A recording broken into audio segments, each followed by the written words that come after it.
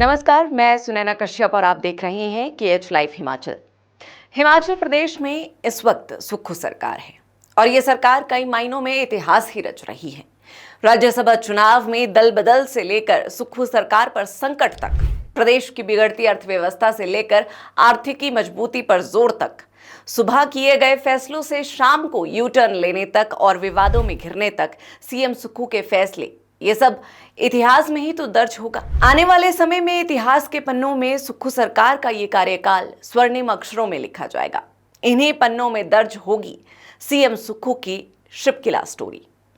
आजादी के 78 सालों में पहली बार हिमाचल प्रदेश में तिब्बत बॉर्डर पर शिपकिला पास को टूरिस्ट और आम लोगों के लिए खोल दिया गया है। इससे पहले यहां पर केवल बिजनेस एक्टिविटीज ही होती थी, लेकिन अब यहां पर टूरिस्ट और आम नागरिक भी जा सकेंगे। मुख्यमंत्री सुखविंदर सिंह सुक्खू किन्नौर जिले के सामरिक दृष्टि से महत्वपूर्ण शिपकिला पास पर पहुंचे। चीन सीमा से सटे इस क्षेत्र में उन्होंने सरहद वन उद्यान की आधारशिला रखी। शिपकिला भारत तिब्बत सीमा पर एक पहाड़ी दर्रा और सीमा चौकी है। सतलुज नदी इसी दर्रे से होकर तिब्बत से भारत में प्रवेश करती है। ये प्राचीन सिल्क रोड की एक शाखा भी है। ये चीन के साथ व्यापार के लिए एक सीमा चौकी है।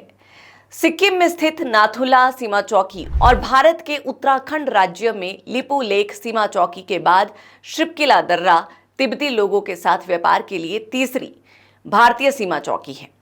शिपकिला दर्रा खाप गांव के बहुत करीब स्थित है। 1962 में चीनी हमले के बाद बंद किए गए शिपकिला दर्रे पर व्यापार 1993 में फिर से शुरू हुआ था। बताया जाता है कि 4 साल पहले किन्नौर और तिब्बत के बीच व्यापार का ये रास्ता बंद हो गया था। कोविड के समय 2020 में इसे बंद किया गया था। अहम बात यह है कि ये व्यापार का सैकड़ों साल पुराना रूट है और यहां से चीन शासित तिब्बत बेहद करीब नजर आता है। अब दूसरी दिलचस्प बात, मुख्यमंत्री सुखविंदर सिंह सुक्खू शिपकिला पहुंचने वाले हिमाचल प्रदेश के दूसरे मुख्यमंत्री बने हैं। इससे पहले 1968 में तत्कालीन प्रधानमंत्री इंदिरा गांधी प्रदेश के पहले मुख्यमंत्री डॉक्टर यशवंत सिंह परमार के साथ इस दुर्गम स्थल पर पहुंची थी। उस समय यहां तक सड़क मार्ग नहीं था। मुख्यमंत्री की ये यात्रा न केवल सीमांत क्षेत्रों में सरकार की उपस्थिति का प्रतीक बनी, बल्कि सामरिक दृष्टिकोण से भी इसे एक महत्वपूर्ण कदम माना जा रहा है। सीएम ने किन्नौर जिला के सीमावर्ती शिपकिला गांव से बॉर्डर टूरिज्म पहल की शुरुआत की है।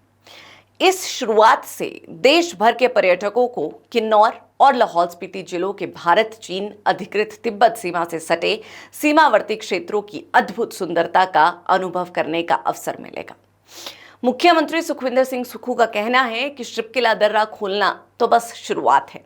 उन्होंने इस बात पर जोर दिया है कि राज्य सरकार हिमाचल प्रदेश के ऐसे कई और छिपे हुए रत्नों को पर्यटकों के लिए खोलने के लिए प्रतिबद्ध है। शिपकिला के लिए टूरिस्ट शिमला से किन्नौर और फिर खाब नामक स्थान से लिंक रोड के जरिए यहां पहुंच सकते हैं। यहां पर जाने के लिए टोकन या फिर आधार कार्ड दिखाना होगा।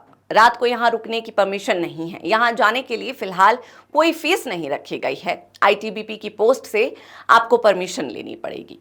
बता दें कि यहां से मानसरोवर यात्रा के लिए भी ट्रैक है, लेकिन चीन की तरफ से अनुमति के बाद ही यहां जाया जा सकता है, क्योंकि तिब्बत पर चीन का कब्जा है।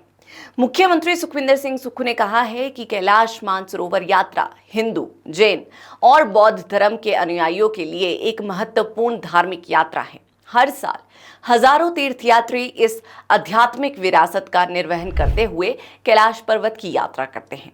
उन्होंने केंद्र सरकार के साथ किन्नौर जिले से शिपकिला के माध्यम से कैलाश मानसरोवर यात्रा शुरू करने का मुद्दा उठाने की बात भी कही है। देखिए, हिमाचल प्रदेश एक टूरिज्म स्टेट है और प्रदेश सरकार को सबसे ज्यादा रेवेन्यू भी टूरिज्म से ही मिलता है, यानी राज्य सरकार की आय का बड़ा हिस्सा इसी से आता है।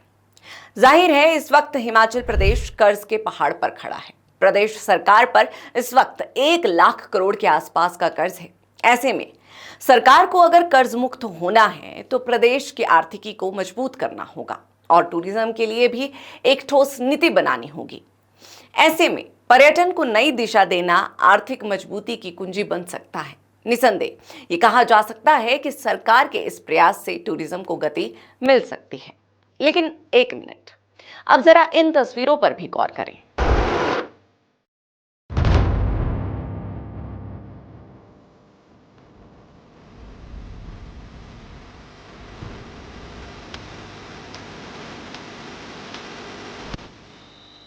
अब सवाल उठता है कि क्या हम इस पर्यटन को जिम्मेदारी के साथ आगे बढ़ा पाएंगे। सोशल मीडिया पर यह तस्वीरें वायरल हो रही है जहां कूड़े कचरे और अव्यवस्था का बोलबाला है। ये स्पष्ट करता है कि पर्यटकों की आमद जितनी जरूरी है उतना ही जरूरी है प्रकृति की रक्षा और स्थानीय संस्कृति का संरक्षण। ठीक है, सरकार टूरिज्म की दृष्टि से हर संभव कदम उठा रही है, मगर इनका क्या? इसकी जिम्मेदारी किसकी? पहाड़ों में आने वाले पर्यटक या फिर हिमाचल वासी भी इस तरह की गलती करते हैं और फिर सवाल सीधा सरकार की व्यवस्था पर उठता है। So right now we are standing just below the Shiv प्रतिमा इन चूधार और काफी लोग यहाँ पर आके फोटोज वगैरह खिंचवाते हैं। एंड ये जो मैंने अभी आपको बैग दिखाया ये है मेरे दोस्त का। एंड इसमें आप देख सकते हैं हमने कितनी सारी प्लास्टिक की जो बॉटल्स है वो कलेक्ट की है। और यहाँ देख सकते हैं आप, ये है लोगों की शिव भक्ति। उधर पड़े हैं त्रिशूल, ठीक है, वहां पर लोग धूप भी जलाते होंगे आई थिंक, चुन्नी भी है वहां पर। और यहाँ देखो भाई, कचरा देखना है आपको, ये this is the reality of some so called Shiv bhakt. And ये जस्ट बिलो है कि इसके जो यहाँ पर फेमस चूड़धार की जो शिव जी की प्रतिमा है उसके, ठीक है। और ये अभी मैंने आपको अपने दोस्त का दिखा, पकड़ना जरा, फोन पकड़िए भाई। और ये है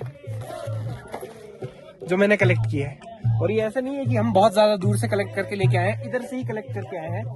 इसी जो ये जो परमिसेस है इसके, इधर से ही कलेक्ट करके लेकर के आए हैं। एंड आई एम श्योर यहाँ से जब हम नीचे जाएंगे जहाँ पर मेन देवटी है चूड़धार की, जहाँ पर शिरगुल महाराज का मंदिर है, वहां पर भी हमें कई सारी जो ये प्लास्टिक वेस्ट है, बॉटल्स है, वो मिल जाएंगी। तो यहाँ पर लोगों की आप हिपोक्रेसी देख सकते हैं। सब चूड़धार आते हैं, पटाते किस लिए हैं? नॉट फॉर द शिव भक्ति, बस फोटो खिंचवाने, और बाकी तो रेस्ट यू कैन सी।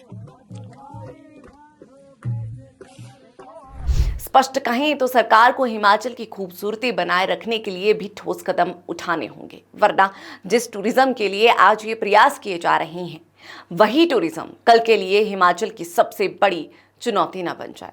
बहरहाल आज की इस चर्चा में इतना ही। इस पूरी चर्चा पर आप सभी की क्या राय है ये हमें कमेंट कर जरूर बताएं।